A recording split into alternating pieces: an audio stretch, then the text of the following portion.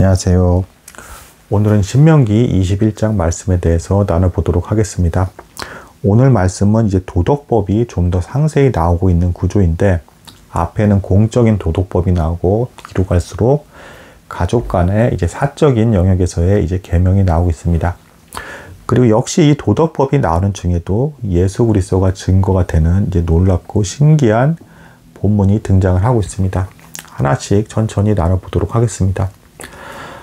먼저 이제 첫 번째 이제 가르침을 주시는 내용은 이제 이스라엘 백성들이 약속의 땅에 들어갔을 때 성읍과 성읍 사이에 이제 의도하지 않게 어느 지역에 시체가 발견되게 되었을 때 이걸 어떻게 처리해야 되는가, 이것에 대한 가르침을 하나님께서 주고 계십니다. 기본적으로 시체는 율법에서 이제 굉장히 이제 가증스럽게 여기는, 저주받았다라고 생각하는, 부정하다라고 여기는 것이 이제 시체입니다. 왜냐하면 아담의 범죄 이후로 인간에게 죽음이 임하게 되었죠. 죄 때문에 죽음이 임하게 된 것입니다. 그 죄에 대한 결과로 죽음의 결과가 드러난 것이 시체이기 때문에 율법은 그 시체를 부정한 것으로 이제 여기게 됩니다. 자, 성읍과 성읍 사이에서 그래서 이 부정한 시체가 발견하게 되었을 때, 그리고 이 상황은 살인이 벌어진 것인데 누가 살인자인지 모르는 이제 상황에 대해서 하나님께서 계명을 주시는 것입니다.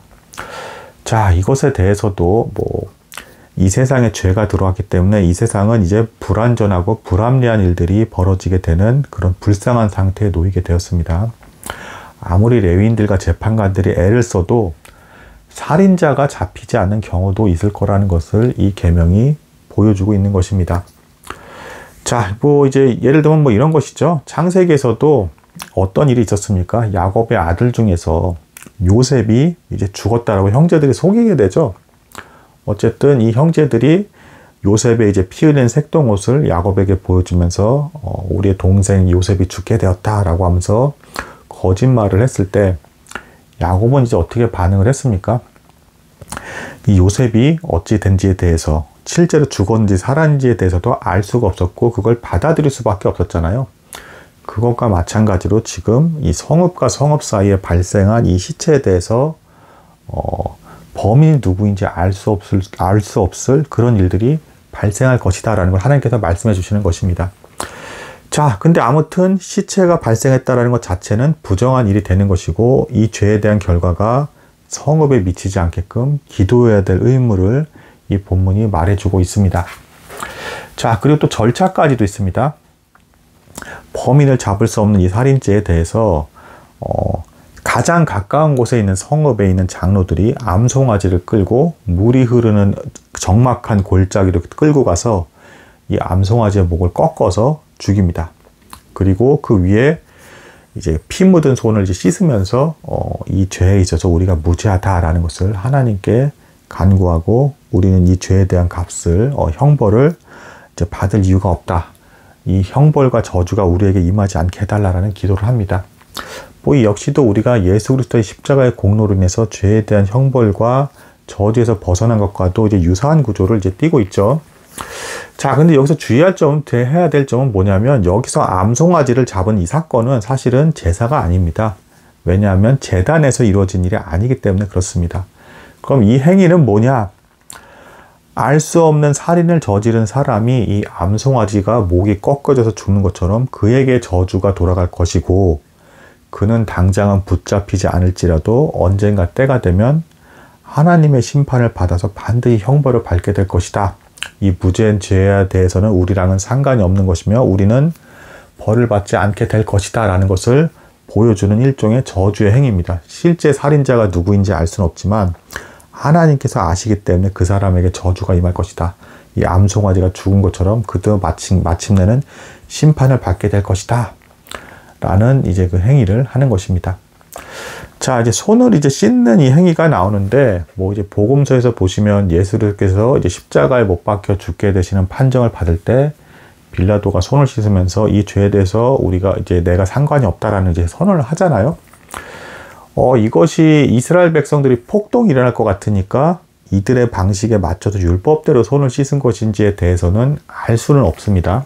하지만 보편적으로 이제 다른 타 문화권에 있어서도 손을 씻는 행위가 본능적으로 이 죄에 대해서는 나와 상관이 없다. 나는 죄와 무관하다라는 것을 드러내는 이 행동과도 연결이 된다. 뭐 이렇게 볼 수가 있겠습니다. 자, 다음 계명을 또 이제 살펴보도록 하겠습니다. 다음 내용은 전쟁이 벌어지고 나서 포로를 이제 맞아들이게 되는데, 이 포로 중에서 마음에 드는 아리따운 여인이 있어서 이 전쟁에 승리한 병사가 이 여인을 아내로 취하려고 할 때, 이때 이제 어떤 절차를 거쳐야 되는지에 대해서 하나님께서 계명을 주고 계십니다. 여기서 해야 될 점은 뭐냐면, 유대인들은 이 계명을 아내가 이미 있는 남자도 그렇게 할 수 있다라고 봤어요. 그러니까 율법은 일부 다처제를 허용할 수 있는 틀을 마련하고 있습니다. 근데 이것이 그럼 하나님께서 일부 다처제를 기뻐하고 너희는 그렇게 해서 일부 다처제를 이루고 번성해도 상관이 없다, 이거를 말씀하시는 게 절대 아닙니다. 분명히 복음서에 보면 마음의 음욕을 품은 것만으로도 이제 가늠한 것이다라는 이제 말씀을 주시기도 하고, 보다 율법보다 훨씬 엄격한 영혼의 기준을 들이대고 있는 것입니다. 또한 이혼 증서에 대한 계명에 있어서도 예수님께서는 분명히 너희가 완악하기 때문에 모세가 어쩔 수 없이 허락을 한 거다라는 그런 해석을 취하셨어요. 그러니까 여기서도 전쟁 이후에 포로를 잡았는데 포로 중에 마음에 드는 여인이 있을 경우 이 계명을 따르게 함으로써 하나님께서 곧바로 이 여인을 취하면서 벌어지는 그 난잡한 일들과 범죄 행위, 가늠하는 이 행위를 사전에 차단하시는 것입니다. 그리고 지금 이제 이 본문에서 말하는 절차를 거쳐서까지도 네 마음이 변하지 않으면 그제서야 아내를 취하라. 그러니까 인간의 연약함, 완악함에서 나오는 범죄를 어느 정도 누그러뜨리기 위해서 이 계명을 주신 것이다. 뭐 일부 다처제를 기뻐하고 사랑해 사는 게 절대 아니라는 거. 인간이 너무 사악하기 때문에 어느 정도에서 어쩔 수 없이 하나님께서 허용하신 이제 그런 계명이라 볼 수가 있겠습니다. 그리고 이제 복음에서의 기준에서 분명히 드러나는 해석을 본다라면 이 복음이 율법보다 훨씬 탁월하다라고 이제 말할 수 있는 부분이 그런 부분이 되겠습니다. 영혼의 기준을 두고 훨씬 더 엄격하게 하나인 아내를 사랑하고 또한 음욕을 품지 말을 것까지도 요구하기 때문에 복음이 더 탁월하고 숭고한 기준이다. 요한복음 1장에서도 모세와 예수 그리스도를 비교를 하면서 은혜와 진리가 충만하신 예수 그리스도, 그리고 그 복음이 더 탁월한 것임을 분명히 이야기해 주고 있습니다. 자, 절차는 어떤 것이냐? 뭐 일단 이렇게 합니다. 여인을 포로 잡은 여인을 당장 뭐 겁탈한다거나 이런 야만적인 그런 끔찍한 그런 범죄를 절대 하는 게 아니라 먼저 머리를 밀게 하고 손톱을 깎게 하고 포로 복장을 갈아입히게 하고 한 달을 기다립니다.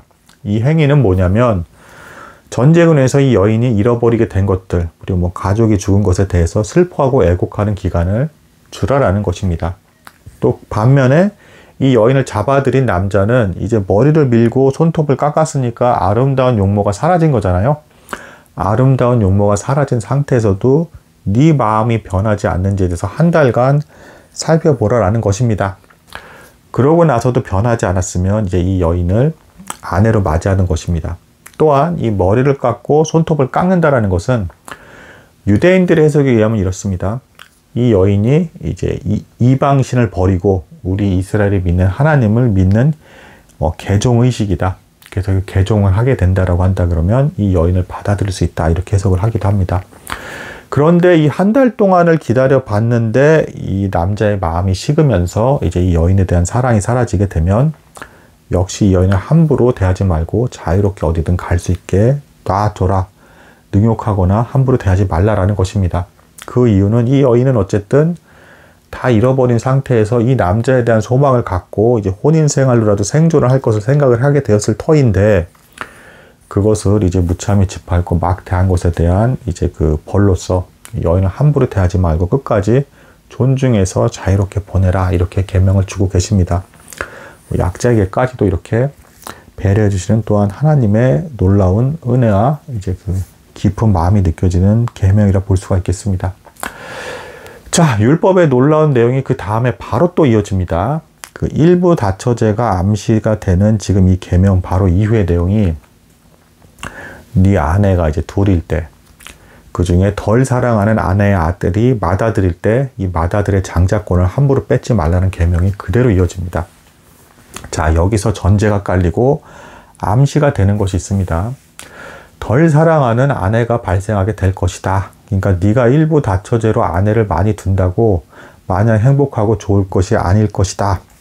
너는 그들을 동등하게 공평하게 사랑도 하지 못할 뿐더러 덜 사랑하게 되고 누구는 더 사랑하게 됨으로써 집안의 다툼과 분란이 끊이지 않을 수가 있다는 것입니다. 그래서 심지어는 이 여인들이 낳은 아내, 자녀들 문제를 놓고 장자를 누구로 삼냐라는 것에 대해서도 고민하게 될 것이다 라는 것을 보여주는 것입니다.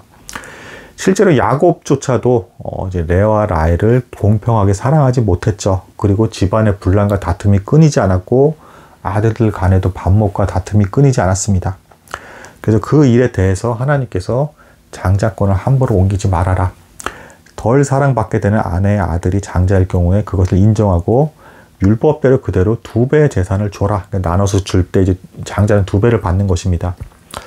자, 이것이 근데 뭐 그럼 장자는 무조건 더 인정을 받고 뭐 오늘날에도 그렇게 해야 되느냐, 그게 아니라 다 동등한 이제 자녀이고 다 사랑받아 마땅한 자녀들인데, 구약시대의 장자는 기본적으로 이제 신약에서 예수 그리스도의 아들, 참 아들 독생자, 그리고 부활의 첫 열매이자 우리의 맏형 되시는 예수 그리스도를 나타냅니다. 그래서 구약시대에서 장자를 조금 더 귀히 여기고 장자를 통해서 셈하고 뭐 이제 여러 가지 이제 계산을 하는 이런 것들은 이후에 신약에서 예수 그리스도 독생자 되신 참 아들, 우리의 아들 되신 그분이 권세가 있고 우리를 대표하시는 분이다 라는 것을 드러내는 이제 그런 표라고 이제 볼 수가 있겠습니다.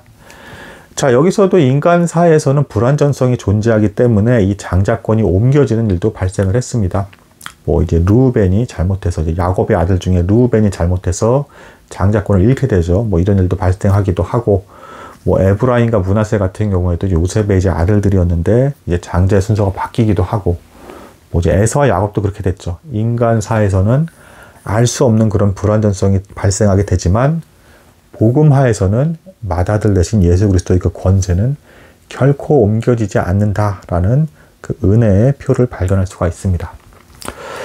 자, 이제 마지막 이제 내용, 이제 2가지 계명이 추가로 더 있는데, 하나는 이제 뭐 음주하고 이제 폐악한 자녀, 이 자녀를 마침내는 부모가 도저히 안 되겠어서 벌을 해야 될 때는 공적인 자리로 이제 장로들 앞에, 그러니까 사람들 앞에 보이고 돌로 쳐서 죽여서 이제 벌을 받게 하는 그런 절차가 있었다. 이것도 이제 절차를 통해서 행하게 되고, 그 이제 아까도 이제 그 여인을 맞이할 때, 포로된 여인을 맞이할 때도 절차가 존재했잖아요.